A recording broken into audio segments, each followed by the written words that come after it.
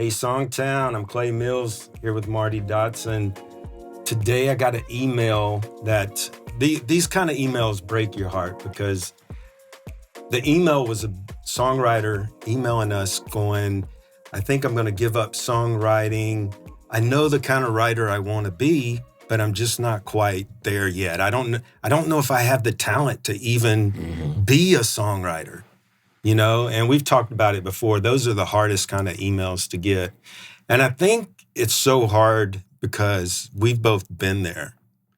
You know, I can remember very clearly, like it was yesterday, many years ago, had my first publishing deal, thought things were going great, had a 6-month-old baby, a new house payment.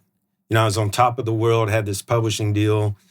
And then the day before Christmas Eve, I get a pink slip in the mail. Oh. Nice. Nice move.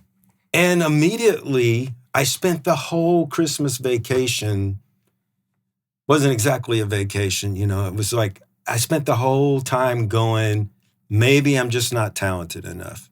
You know, maybe I should. I seriously thought about going to law school. I was like, okay, I'm in Nashville now. I moved here from New York. They've got a night school where I could go get a law degree, you know, and try to make money and support my family. And so I know how you feel. I've been there. It's an up and down roller coaster, as we've said in our last podcast. But I thought it would be beneficial for you and I to just kind of share some stories of those low moments when we thought about giving up, and then talk about how we overcame that, and then give you guys some steps on how you can, you know, persevere and you know, keep going as a songwriter. Yeah, absolutely. I think every songwriter has felt that. You know, I mean, almost daily sometimes. Yeah.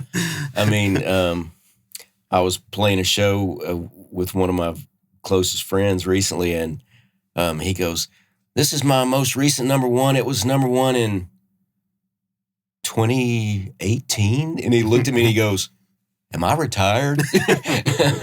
And, you know, but I mean, for me, I think one of the biggest moments like that was I had been doing it for about 2 years. I had quit a job. My wife was working more so I could try the songwriting thing. And 2 years in, I didn't have anything to show for it. And a friend asked me if I'd go to lunch, and it turned out to be an intervention. I don't know if my ex-wife put him up to it or if I just had like loser written on my forehead or something.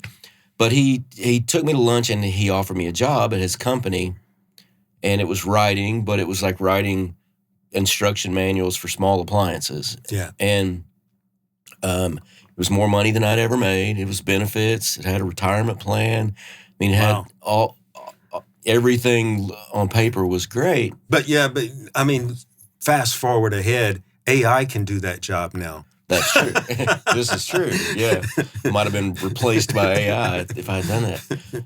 But it was really a soul-searching moment for me because I went home and I'm like, well, I want to tell him no, but based on what? You know what I mean? I have literally nothing to back up my side of the story that you can do this kind of thing. You know, it really shook me in a way of like, wow, everybody knows I'm failing at this kind of thing, you know, which was not accurate, but that's the kind of self-talk that went on in my mind. And it's so bad that somebody is going, hey, throwing you a bone. Why don't you come work over here and do this job? Yeah. They had pity on me, really, you know?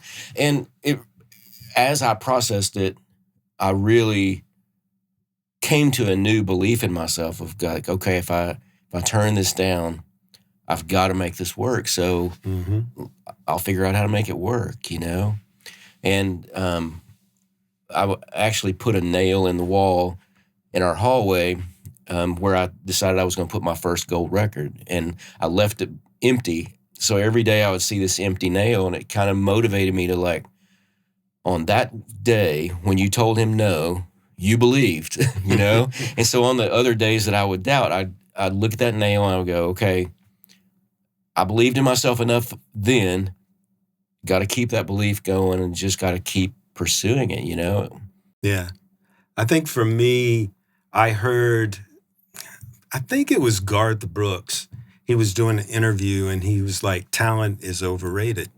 And he was talking about, he goes, there are plenty of people that write better songs than me. There's plenty of people that can sing better than me.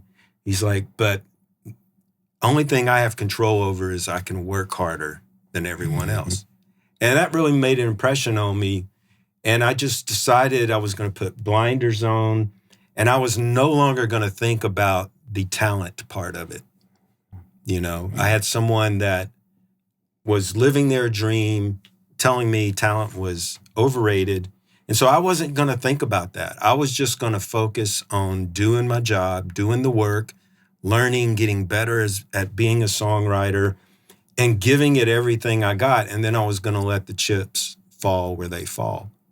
And once I made that decision, I was able to go to that publisher who had dropped me. And I was like, you know, I've got a lot of good stuff going on. I kind of made my case, and they go, okay, we'll give you another 6 months to prove yourself. And that 6 months was all I needed. Maybe, you know, I got my first cut.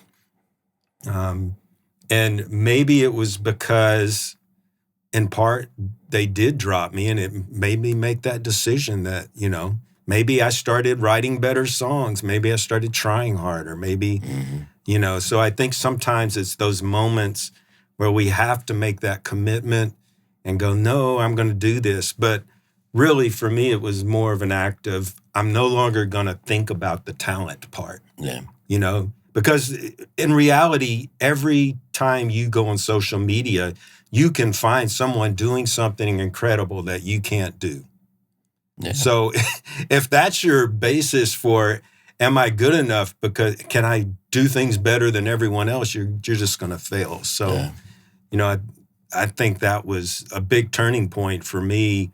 And I think for you guys, it's, you know, listening, because we all feel that way, like you said. I think that we need to find a support system around us, you know, people that believe in us, people that care about us, and that can be hard to do, you know.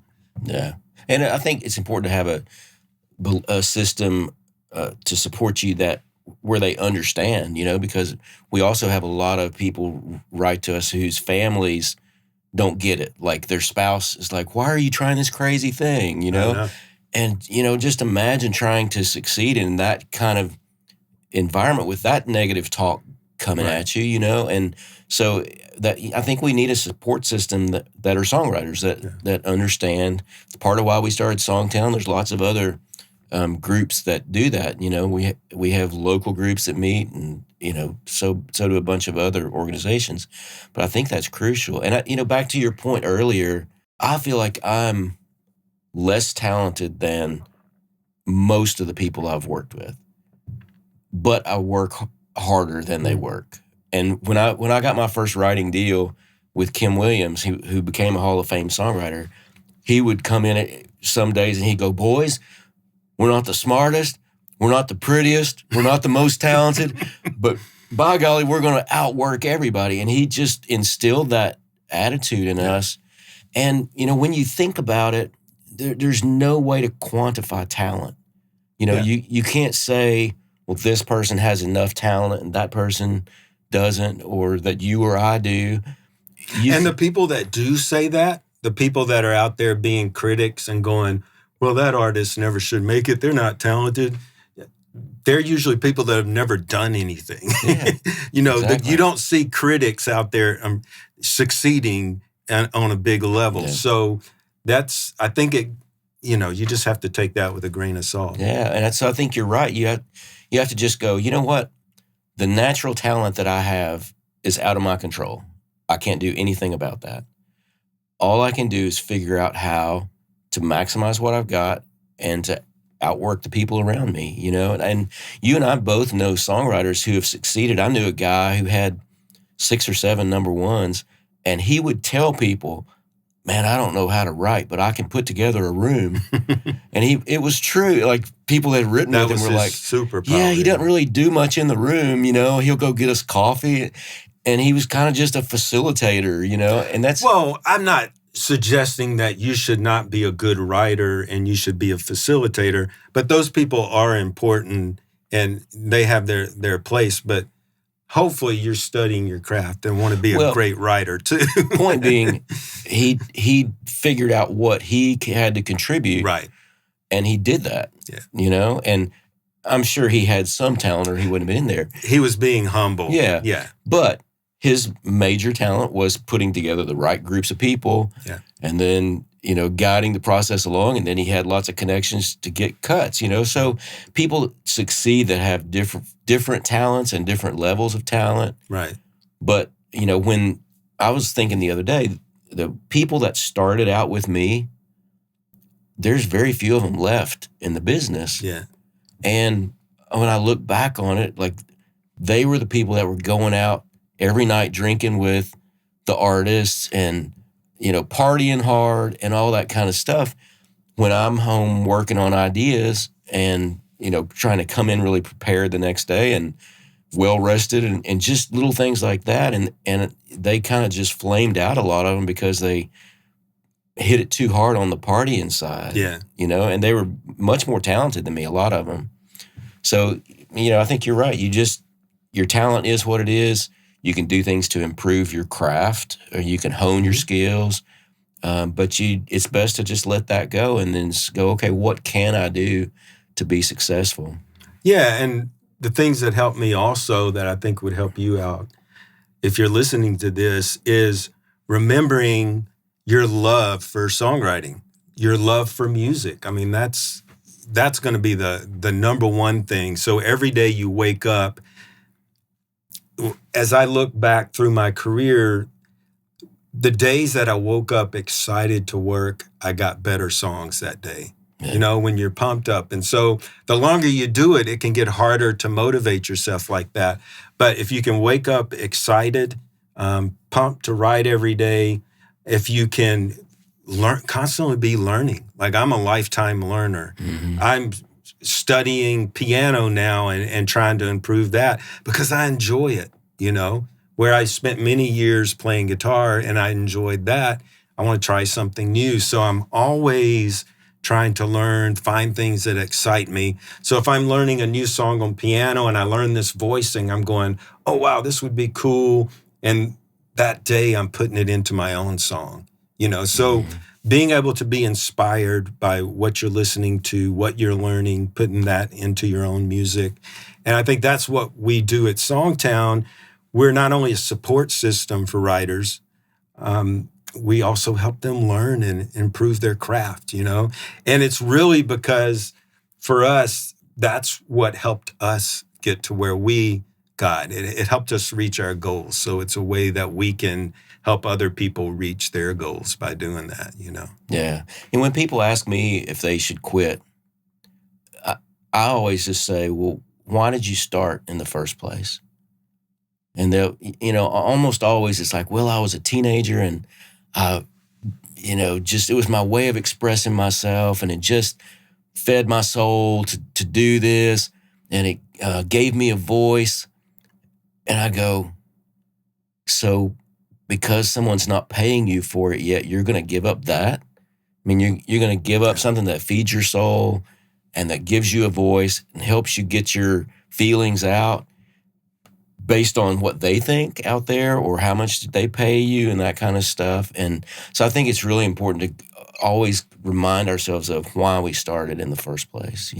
If your answer is, I started to try to make $1 million and you haven't, then okay. Yeah. Give it up. But I think most of us start because it does something for us to write. It's healing or, like I said, it feeds your soul, and so I always encourage people, like, don't let anyone take that away from you. Even if you decide you want to quit writing to try to make money, don't quit writing, if it feeds your soul. Awesome. Want to thank our sponsors, Sweetwater. They've helped us out a lot over the years with our gear that we've bought that have helped us in our careers. They're great people, great customer service. Want to tell you to check out the show notes below. Check out SongTown. We have a great community, great for learning, great for finding collaborators, and we'll just be glad to help you on your journey. So cheers. See you soon.